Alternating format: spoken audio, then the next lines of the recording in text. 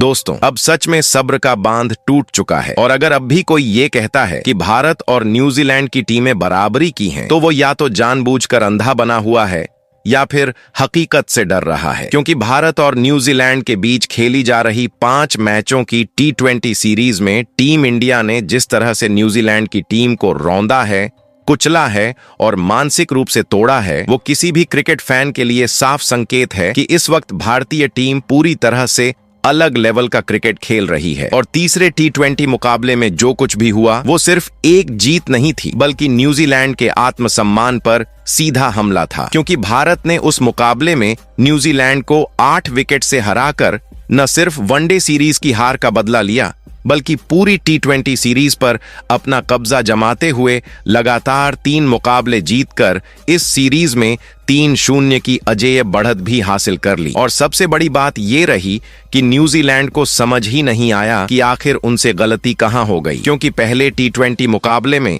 भारत ने उन्हें 48 रन से रौंद दिया था, दूसरे T20 मुकाबले में 7 विकेट से बेइज्जत किया था, और जब लगा था कि बैक टू बैक 2 हार के बाद न्यूजीलैंड तीसरे T20 मुकाबले में कुछ दम दिखाएगा, कुछ वापसी करेगा, तब भारतीय टीम ने ऐसा कहर बरपाया कि उस मुकाबले को T20 क्रिकेट के इतिहास की सबसे शर्मनाक हारों में गिना जाने लगा। और दोस्तों, यही वो पल था जब न्यूजीलैंड के खेमे में डर बैठ गया, क्योंकि अब उन्हें समझ आ चुका था कि ये सीरीज उनके हाथ से पूरी तरह निकल चुकी है। लेकिन कहानी यहीं खत्म नहीं होती, क्योंकि असली भूचाल तो अब आना बाकी था। और वो भूचाल आया चौथे T20 मुकाबले से पहले, जब भारतीय टीम के कप्तान सूर्य कुमार यादव ने सीरीज जीतने के बावजूद ऐसा फैसला लिया जिसने न्यूजीलैंड के होश उड़ा दिए। जी हां दोस्तों, चौथे T20 के मुकाबले में भी न्यूजीलैंड की टीम को रौंदने के लिए कप्तान सूर्या ने नई प्लेइंग 11 को घोषित कर दिया है। दोस्तों, आमतौर पर ऐसा देखा जाता है कि जब कोई टीम सीरीज जीत जाती है तो कप्तान कुछ खिलाड़ियों को आराम देता है, सेम टीम के साथ उतरता है या हल्के फुल्के बदलाव करता है। लेकिन सूर्य कुमार यादव आराम करने नहीं बल्कि हमला करने के मूड में थे, और उन्होंने साफ दिखा दिया कि उनके लिए ये सीरीज सिर्फ जीतने का मामला नहीं है, बल्कि आने वाले T20 वर्ल्ड कप की तैयारी का सबसे बड़ा मैदान है। और जो खिलाड़ी इस मौके को गंवाएगा, जो खिलाड़ी परफॉर्म नहीं करेगा, उसके लिए टीम इंडिया में कोई जगह नहीं है। और इसी सोच के साथ कप्तान सूर्य कुमार यादव ने न्यूजीलैंड के खिलाफ लगातार निराशाजनक प्रदर्शन करने वाले 3 खिलाड़ियों को बिना किसी हिचक के प्लेइंग 11 से बाहर का रास्ता दिखा दिया। और ये फैसला किसी भावुकता में नहीं बल्कि पूरी प्लानिंग के साथ लिया गया, क्योंकि सूर्या जानते हैं कि न्यूजीलैंड जैसी टीम को मानसिक रूप से तोड़ने का सबसे सही तरीका यही है कि उन्हें यह एहसास दिलाया जाए कि भारतीय टीम के पास सिर्फ 1 या 2 नहीं बल्कि पूरी की पूरी बेंच स्ट्रेंथ है। और दोस्तों, जैसे ही भारत की बदली हुई प्लेइंग 11 सामने आई, वैसे ही न्यूजीलैंड के कैंप में खलबली मच गई, क्योंकि जिन 3 खिलाड़ियों की वापसी हुई है वो साधारण खिलाड़ी नहीं हैं, बल्कि वो खिलाड़ी हैं जिनका नाम सुनते ही न्यूजीलैंड के गेंदबाज और बल्लेबाज दोनों के हाथ कांपने लगते हैं। क्योंकि इनमें एक ऐसा नया ओपनर बल्लेबाज है जो पहले ही ओवर से गेंदबाजों पर टूट पड़ता है, जो पावर प्ले में रन बनाने नहीं बल्कि मैच खत्म करने की सोच के साथ उतरता है, और जिसके सामने न्यूजीलैंड के गेंदबाज पहले भी बेबस नजर आ चुके हैं। वहीं दूसरा खिलाड़ी ऐसा ऑलराउंडर है जो अकेले दम पर मैच का रुख पलटने की क्षमता रखता है, जो जरूरत पड़ने पर ताबड़तोड़ बल्लेबाजी कर सकता है, और जब गेंद हाथ में आती है तो विपक्षी टीम की बल्लेबाजी की कमर तोड़ देता है। और तीसरा खिलाड़ी वो खतरनाक गेंदबाज है जो नई गेंद से स्विंग कराता है, मिडिल ओवर्स में विकेट निकालता है और डेथ ओवर्स में बल्लेबाजों के लिए काल बन जाता है। और यही वजह है कि भारत की इस बदली हुई प्लेइंग 11 को देखने के बाद न्यूजीलैंड के खेमे में डर का माहौल बन चुका है, क्योंकि उन्हें पता है कि अब चौथा T20 मुकाबला सिर्फ एक मैच नहीं बल्कि उनके सम्मान की आखिरी लड़ाई बन चुका है, जबकि भारत के लिए ये मुकाबला अपनी बादशाहत और दबदबा और मजबूत करने का मौका है। और दोस्तों, यहाँ एक बात बहुत साफ समझने वाली है कि भारतीय टीम इस सीरीज में सिर्फ जीतने नहीं उतरी है, बल्कि ये टीम हर मुकाबले के साथ दुनिया को ये मैसेज दे रही है कि आने वाले T20 वर्ल्ड कप में अगर किसी टीम को सबसे ज्यादा डरना चाहिए तो वो टीम इंडिया है, क्योंकि यहाँ हर खिलाड़ी फॉर्म में है, हर खिलाड़ी आत्मविश्वास से भरा हुआ है और सबसे बड़ी बात यह है कि कप्तान सूर्य कुमार यादव बिना डरे, बिना नाम देखे, बिना किसी दबाव के बड़े फैसले ले रहे हैं और यही चीज इस टीम को सबसे खतरनाक बनाती है। वहीं दूसरी तरफ न्यूजीलैंड की हालत ऐसी हो चुकी है कि उन्हें समझ नहीं आ रहा कि आखिर कहां से शुरुआत करें, क्योंकि बल्लेबाज रन नहीं बना पा रहे, गेंदबाज पिट रहे हैं और फील्डिंग में भी लगातार गलतियां हो रही हैं। और जब एक टीम हर डिपार्टमेंट में पिछड़ जाती है तो वहां से वापसी करना लगभग नामुमकिन हो जाता है। और अब जब चौथे T20 मुकाबले में दोनों टीमें आमने सामने होंगी तो एक तरफ होगी न्यूजीलैंड की टीम, जो किसी भी तरह इस सीरीज में पहली जीत दर्ज कर अपनी इज्जत बचाना चाहेगी, और दूसरी तरफ होगी टीम इंडिया, जो एक बार फिर से न्यूजीलैंड को मुंह तोड़ जवाब देकर उन्हें पूरी तरह से चारों खाने चित्त करने के इरादे से मैदान में उतरेगी। और यही वजह है कि क्रिकेट फैंस को एक बार फिर से दोनों टीमों के बीच हाई वोल्टेज ड्रामा, जबरदस्त टक्कर, गुस्से से भरा माहौल और रोमांच की इंतहा देखने को मिलने वाली है। तो दोस्तों, आज के इस ब्रांड न्यू वीडियो में आप सभी का एक बार फिर से बहुत बहुत स्वागत है। और आज की इस खास वीडियो में हम आपको विस्तार से बताने वाले हैं भारत और न्यूजीलैंड के बीच खेले जाने वाले चौथे T20 मुकाबले से जुड़ी हर एक जरूरी जानकारी, जो इस मैच के शुरू होने से पहले जानना आपके लिए बेहद जरूरी बन जाती है। क्योंकि इस वीडियो में सबसे पहले हम आपको बताएंगे कि भारत और न्यूजीलैंड के बीच चौथा T20 मुकाबला आखिर कब खेला जाएगा, किस तारीख को यह मुकाबला होने वाला है, किस मैदान पर दोनों टीमें आमने सामने होंगी और भारतीय समय के अनुसार यह हाई वोल्टेज मुकाबला कितने बजे से शुरू होगा। इसके अलावा दोस्तों, हम आपको यह भी बताएंगे कि इस रोमांचक मुकाबले का लाइव टेलीकास्ट आपको किस टीवी चैनल पर देखने को मिलेगा, और अगर आप मोबाइल या लैपटॉप पर लाइव स्ट्रीमिंग देखना चाहते हैं तो कौन सा डिजिटल प्लेटफॉर्म आपके लिए बेस्ट रहेगा। इसके बाद दोस्तों, हम बात करेंगे भारत और न्यूजीलैंड के बीच T20 क्रिकेट में अब तक खेले गए मुकाबलों के हेड टू हेड आंकड़ों की, जहां आपको पता चलेगा कि दोनों टीमों के बीच अभी तक कितने T20 मैच खेले गए हैं,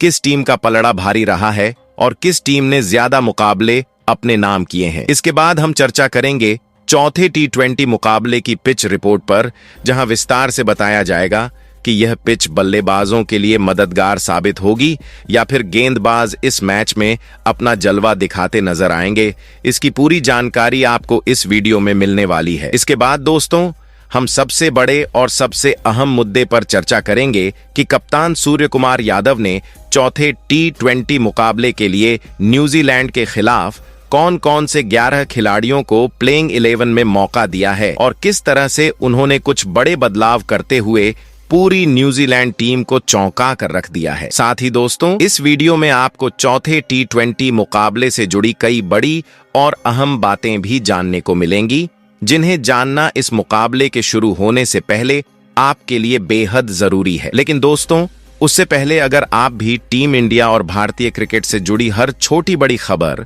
हर अपडेट और हर एक्सक्लूसिव जानकारी सबसे पहले पाना चाहते हैं तो हमारे इस चैनल क्रिकेट ज्ञान हिंदी को अभी सब्सक्राइब करें, वीडियो को दिल से लाइक करें और इसे ज्यादा से ज्यादा शेयर करना बिल्कुल ना भूलें। और हाँ दोस्तों, कमेंट बॉक्स में अपनी राय जरूर बताइए कि आपको क्या लगता है, अभिषेक शर्मा और सूर्य कुमार यादव में से T20 फॉर्मेट का सबसे विस्फोटक बल्लेबाज कौन है। अपनी पसंदीदा टीम का नाम कमेंट बॉक्स में जरूर लिखें, क्योंकि आपकी राय हमारे लिए बहुत मायने रखती है। तो दोस्तों, सबसे पहले हम चर्चा करते हैं भारत और न्यूजीलैंड के बीच खेले जाने वाले चौथे T20 मुकाबले के पूरे टाइम टेबल और वेन्यू की पूरी जानकारी के बारे में, क्योंकि इस हाई वोल्टेज मुकाबले को लेकर क्रिकेट फैंस के बीच जबरदस्त उत्साह देखने को मिल रहा है और हर कोई जानना चाहता है कि यह मुकाबला आखिर कब और कहां खेला जाएगा। तो दोस्तों, आपको बता दें कि भारत और न्यूजीलैंड के बीच चौथा T20 मुकाबला 28 जनवरी दिन बुधवार को खेला जाएगा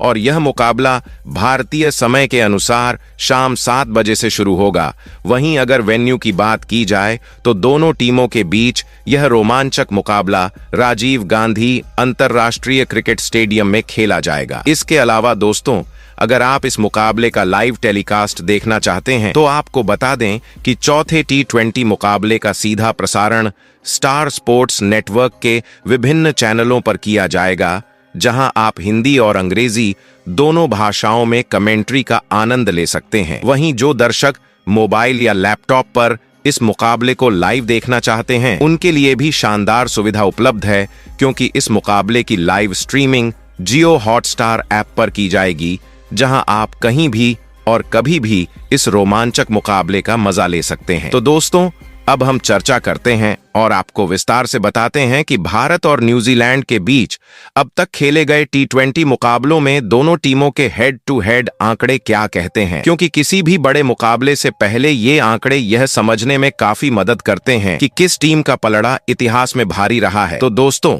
अगर भारत और न्यूजीलैंड के बीच खेले गए T20 मुकाबलों की बात करें तो अब तक दोनों टीमों के बीच कुल 28 T20 मैच खेले जा चुके हैं और इन 28 मुकाबलों में आंकड़े पूरी तरह से टीम इंडिया के पक्ष में नजर आते हैं, क्योंकि इन 28 मुकाबलों में से न्यूजीलैंड की टीम केवल 10 मुकाबले ही भारतीय टीम के खिलाफ जीतने में सफल हो पाई है, जबकि भारतीय टीम ने एक तरफा अंदाज में न्यूजीलैंड को 17 मुकाबलों में धूल चटाई है। वहीं इन दोनों टीमों के बीच खेला गया एक T20 मुकाबला बिना किसी नतीजे के समाप्त हुआ था, और अगर इन आंकड़ों को ध्यान से देखा जाए तो साफ तौर पर समझ में आता है कि T20 फॉर्मेट में भारतीय टीम का दबदबा न्यूजीलैंड के ऊपर हमेशा से रहा है, और यही वजह है कि मौजूदा सीरीज में भी टीम इंडिया का आत्मविश्वास 7वें आसमान पर नजर आ रहा है। हालांकि दोस्तों, क्रिकेट अनिश्चितताओं का खेल है और यही वजह है कि न्यूजीलैंड की टीम चौथे T20 मुकाबले में पूरी ताकत के साथ उतरने वाली है, ताकि किसी भी तरह भारतीय टीम को कड़ी टक्कर दी जा सके और सीरीज में वापसी की कोशिश की जा सके। अब दोस्तों, बात करते हैं भारत और न्यूजीलैंड के बीच खेले जाने वाले चौथे T20 मुकाबले की पिच रिपोर्ट की, क्योंकि किसी भी मैच में पिच का मिजाज यह तय करता है कि मुकाबला रन बरसाने वाला होगा या फिर गेंदबाजों का कहर देखने को मिलेगा। और इस मुकाबले की पिच को लेकर क्रिकेट फैंस के बीच पहले से ही काफी चर्चा शुरू हो चुकी है। तो दोस्तों, यह मुकाबला राजशेखरा रेड्डी अंतर्राष्ट्रीय क्रिकेट स्टेडियम की पिच पर खेला जाना है, और इस मैदान की पिच को आमतौर पर बल्लेबाजों के लिए काफी अनुकूल माना जाता है, खासकर T20 फॉर्मेट में। यहाँ बड़े स्कोर बनते हुए देखे गए हैं। अगर आंकड़ों की बात करें तो इस मैदान पर खेले गए ज्यादातर T20 मुकाबलों में पहली पारी का औसत स्कोर करीब 160 से 170 रन के आसपास रहा है, जिससे साफ पता चलता है कि बल्लेबाजों को यहां गेंद अच्छे से बल्ले पर आती है और टाइमिंग शानदार मिलती है। हालांकि मैच की शुरुआत में तेज गेंदबाजों को नई गेंद से थोड़ी स्विंग और उछाल जरूर देखने को मिल सकती है, जिससे शुरुआती ओवरों में बल्लेबाजों को संभल कर खेलना होगा। वहीं जैसे जैसे मैच आगे बढ़ेगा वैसे वैसे पिच और भी बेहतर होती चली जाएगी, और ऐसे में चौकों और छक्कों की जमकर बारिश देखने को मिल सकती है। स्पिन गेंदबाजों के लिए इस पिच पर ज्यादा मदद नहीं होती, लेकिन अगर कोई स्पिनर सही लाइन और लेंथ के साथ गेंदबाजी करता है तो बीच के ओवरों में वह बल्लेबाजों को जरूर परेशान कर सकता है। इसके अलावा इस मैदान पर ओज भी एक बड़ा फैक्टर बन सकती है, जिससे दूसरी पारी में बल्लेबाजी करने वाली टीम को थोड़ा फायदा मिल सकता है। यही वजह है कि टॉस जीतने वाली टीम पहले गेंदबाजी करने का फैसला कर सकती है। तो चलिए दोस्तों, अब आपको बताते हैं कि चौथी T20 के मुकाबले में टीम इंडिया अपनी किस खतरनाक और मजबूत प्लेइंग 11 के साथ न्यूजीलैंड को घुल चटाने मैदान पर उतरने वाली है। तो दोस्तों, सबसे पहले बात करते हैं टीम इंडिया के उस खिलाड़ी की जो प्लेइंग 11 में सबसे आगे नंबर 1 पर उतरकर विपक्षी टीम पर सीधा हमला बोलता है और इस पूरी T20 सीरीज में न्यूजीलैंड के गेंदबाजों के लिए सबसे बड़ा सिरदर्द बन चुका है। जी हां, हम बात कर रहे हैं बाएं हाथ के विस्फोटक ओपनर बल्लेबाज और ICC T20 रैंकिंग में नंबर 1 पर काबिज अभिषेक शर्मा की, जिन्होंने इस सीरीज में अपने बल्ले से ऐसा गुस्सा दिखाया है कि न्यूजीलैंड का गेंदबाजी आक्रमण पूरी तरह बिखरता नजर आया है। पहले T20 मुकाबले में अभिषेक शर्मा ने शुरू से ही आक्रामक रुख अपनाते हुए 84 रन की तूफानी पारी खेली और भारतीय टीम को जबरदस्त शुरुआत दिलाई। दूसरे T20 में भले ही उनका बल्ला खामोश रहा और वो बिना खाता खोले आउट हो गए, लेकिन जिस खिलाड़ी में आत्मविश्वास कूट कूट कर भरा हो उसे एक असफल पारी हिला नहीं सकती, और इसका जवाब अभिषेक शर्मा ने तीसरे T20 में ऐसा दिया कि न्यूजीलैंड की पूरी टीम सन्न रह गई, जहां उन्होंने महज 20 गेंदों में 68 रन की नाबाद और विस्फोटक पारी खेलते हुए 7 चौके और 5 गगनचुंबी छक्के जड़े और स्टेडियम में बैठे दर्शकों को झूमने पर मजबूर कर दिया। अभिषेक शर्मा ने साफ दिखा दिया कि जब वो लय में होते हैं तो किसी भी गेंदबाजी आक्रमण को तहस नहस करने की पूरी ताकत रखते हैं। और अगर उनके टी20 करियर के आंकड़ों पर नजर डालें तो अब तक खेले गए 36 टी20 मुकाबलों में उन्होंने 1267 रन बनाए हैं, जिनमें 2 शतक और 8 अर्धशतक शामिल हैं। और यही वजह है कि आज अभिषेक शर्मा टीम इंडिया की ओपनिंग का सबसे खतरनाक हथियार बन चुके हैं। तो दोस्तों, अब टीम इंडिया की प्लेइंग 11 में नंबर 2 पर जो बदलाव हुआ है वही इस पूरे मुकाबले का सबसे बड़ा धमाका माना जा रहा है। और यही फैसला न्यूजीलैंड के लिए खतरे की घंटी बन चुका है, क्योंकि लगातार खराब फॉर्म से जूझ रहे विकेट कीपर ओपनर बल्लेबाज संजू सैमसन को आखिरकार बाहर का रास्ता दिखा दिया गया है और उनकी जगह अब ईशान किशन को चौथे टी20 मुकाबले में ओपनिंग की जिम्मेदारी सौंप दी गई है। और यह फैसला गुस्से में नहीं बल्कि मजबूरी में लिया गया है, क्योंकि संजू सैमसन ने इस पूरी सीरीज में टीम इंडिया को बुरी तरह निराश किया है। बीते 3 टी20 मुकाबलों में उनके बल्ले से सिर्फ 17 रन ही निकल पाए, जो किसी भी ओपनर बल्लेबाज के लिए शर्मनाक आंकड़ा माना जाता है। और हालात यहां तक बिगड़ गए थे कि पिछले मुकाबले में वो बिना खाता खोले ही पवेलियन लौट गए। ऐसे में कप्तान सूर्य कुमार यादव और टीम मैनेजमेंट के पास कोई दूसरा रास्ता नहीं बचा और उन्होंने सीधा फैसला लेते हुए ईशान किशन को नंबर 2 पर उतारने का फैसला कर दिया। ईशान किशन वो बल्लेबाज हैं जो पहले ही ओवर से गेंदबाजों पर टूट पड़ते हैं और पावर प्ले में विपक्षी टीम की सारी प्लानिंग तहस नहस कर देते हैं। इस सीरीज में भले ही पहले मुकाबले में वो जल्दी आउट हुए हों, लेकिन दूसरे मुकाबले में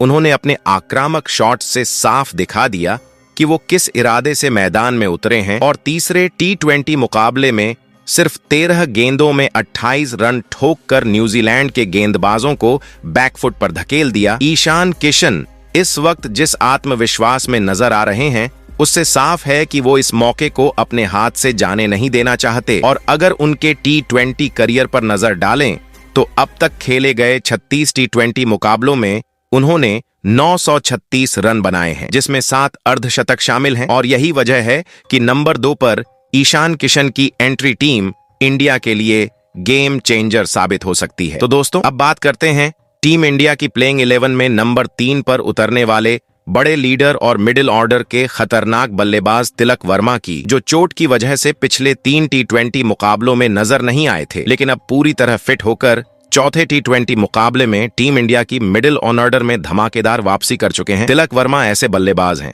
जो सिर्फ रन नहीं बनाते बल्कि मैच का रुख पलट देने की ताकत रखते हैं। उनकी आक्रामक बल्लेबाजी और तेज रन बनाने की क्षमता टीम इंडिया को हर मुकाबले में जबरदस्त फायदा देती है। पिछले कुछ महीनों में उन्होंने अपनी बल्लेबाजी में सुधार किया है और मिडिल ऑर्डर में पारी संभालने का काम बखूबी कर रहे हैं। अगर उनके टी20 करियर की बात करें तो उन्होंने अब तक 40 टी20 मुकाबले खेलते हुए 1183 रन बनाए हैं, जिनमें 2 शतक और 6 अर्धशतक शामिल हैं। और यही वजह है कि तिलक वर्मा की वापसी टीम इंडिया के लिए एक बड़ा हथियार साबित हो सकती है। तो दोस्तों, अब बात करते हैं टीम इंडिया की प्लेइंग 11 में नंबर 4 पर उतरने वाले कप्तान और सबसे खतरनाक बल्लेबाज सूर्य कुमार यादव की, जिन्होंने इस पूरी टी20 सीरीज में ऐसा आक्रामक खेल दिखाया है कि उनके आलोचक भी उन्हें करारा जवाब मानने को मजबूर हैं। पहले टी20 मुकाबले में उन्होंने 32 रनों की आक्रामक शुरुआत करते हुए टीम को मजबूती दी।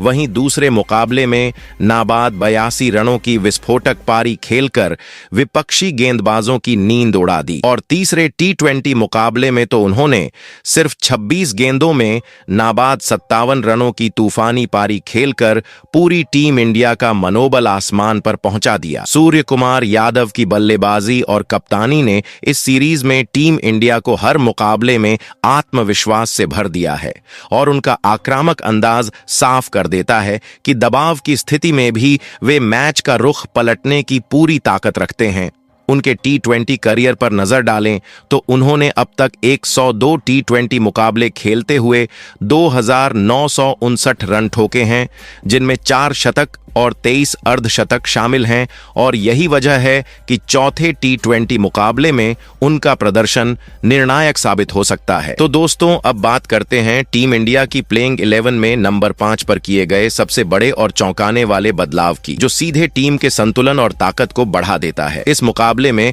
लगातार खराब फॉर्म दिखाने वाले ऑलराउंडर शिवम दुबे को बाहर बैठाया गया है और उनकी जगह अनुभवी और खतरनाक ऑलराउंडर अक्षर पटेल को प्लेइंग 11 में उतारा गया है। अक्षर पटेल पिछले 2 टी20 मुकाबलों में चोट के कारण टीम का हिस्सा नहीं बन पाए थे, लेकिन अब पूरी तरह फिट होकर जोरदार वापसी कर चुके हैं और उनकी मौजूदगी से टीम इंडिया का बैलेंस पहले से कहीं ज्यादा मजबूत नजर आता है। अक्षर पटेल न सिर्फ जरूरत पड़ने पर निचले क्रम में तेजी से रन बनाने की क्षमता रखते हैं, बल्कि गेंदबाजी में भी विपक्षी बल्लेबाजों के लिए सच्चा डर साबित होते हैं। उनके टी20 करियर आंकड़ों पर नजर डालें तो अब तक खेले गए 86 टी20 मुकाबलों में उन्होंने 686 रन बनाए हैं, जिसमें एक अर्धशतक भी शामिल है और गेंदबाजी में अब तक 83 विकेट चटकाए हैं, जो साफ बताते हैं कि अक्षर पटेल इस टीम के लिए कितने खतरनाक और भरोसेमंद खिलाड़ी हैं। तो दोस्तों, अब बात करते हैं टीम इंडिया की प्लेइंग 11 में नंबर 6 पर उतरने वाले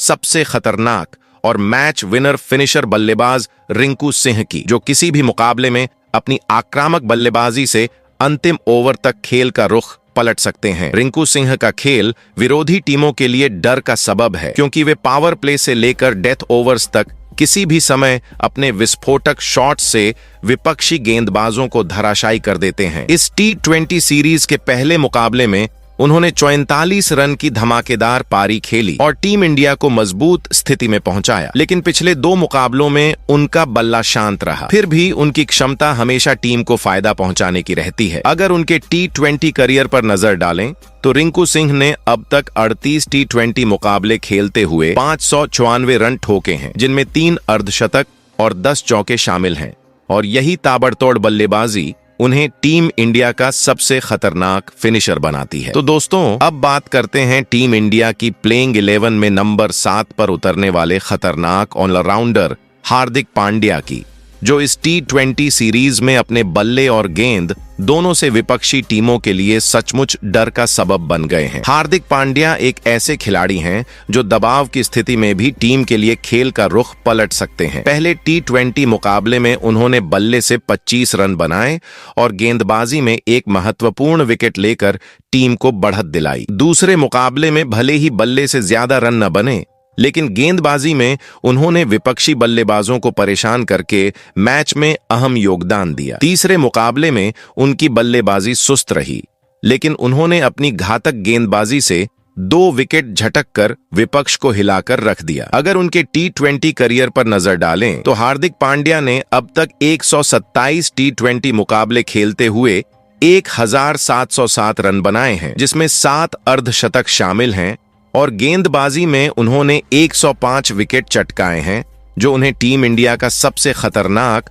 और भरोसेमंद ऑलराउंडर बनाता है। तो दोस्तों, अब बात करते हैं टीम इंडिया की प्लेइंग 11 में नंबर 8 पर उतरने वाले सबसे खतरनाक तेज गेंदबाज जसप्रीत बुमराह की, जिनका नाम सुनते ही किसी भी बल्लेबाज के चेहरे पर डर साफ नजर आता है। बुमराह सिर्फ गेंदबाजी नहीं करते, बल्कि विपक्षी टीम के मनोबल को पूरी तरह तोड़ देने की ताकत रखते हैं। इस सीरीज के दूसरे टी20 मुकाबले में बुमराह चोट के कारण नहीं खेल पाए थे, लेकिन उनकी वापसी ने जैसे पूरे स्टेडियम का माहौल बदल दिया। तीसरे टी20 मुकाबले में उन्होंने 4 ओवर में महज 17 रन खर्च किए और 3 बड़े विकेट चटकाकर न्यूजीलैंड की बैकबोन बल्लेबाजी पूरी तरह तहस नहस कर दी। इस सीरीज में उनका कसी हुआ तेज और सटीक गेंदबाजी का दबाव विपक्षी टीम पर लगातार बना हुआ है। अगर उनके टी20 करियर पर नजर डालें तो बुमराह अब तक 85 टी20 मुकाबले खेल चुके हैं और उनके नाम 106 विकेट दर्ज हैं, जो दिखाते हैं कि वे क्यों इस दौर के सबसे खतरनाक और भरोसेमंद तेज गेंदबाज हैं। तो दोस्तों, अब बात करते हैं टीम इंडिया की प्लेइंग 11 में नंबर 9 पर किए गए सबसे बड़े और चौंकाने वाले बदलाव की, जहां स्पिन गेंदबाज कुलदीप यादव को बाहर बैठाकर वरुण चक्रवर्ती को मौका दिया गया है। पिछले मुकाबले में कुलदीप यादव की गेंदबाजी बिल्कुल साधारण और फीकी नजर आई थी। उन्होंने न तो रन रोकने में कोई दम दिखाया और न ही विकेट निकालने में सफलता पाई। ऐसे में कप्तान सूर्य कुमार यादव और टीम मैनेजमेंट ने त्वरित फैसला लेते हुए वरुण चक्रवर्ती को प्लेइंग 11 में शामिल किया। वरुण चक्रवर्ती की फिरकी इस सीरीज में पहले ही 2 मुकाबलों में कहर बरपा चुकी है। उनकी मिस्ट्री स्पिन, सटीक लाइन और नियंत्रण ने बड़े बड़े बल्लेबाजों को पूरी तरह हिलाकर रख दिया है। पिछले 1 साल से लगातार शानदार प्रदर्शन कर रहे वरुण को आईसीसी ने T20 रैंकिंग में नंबर 1 स्पिनर का दर्जा दिया है। उनके T20 करियर के आंकड़े भी कमाल के हैं। 35 मुकाबलों में 58 विकेट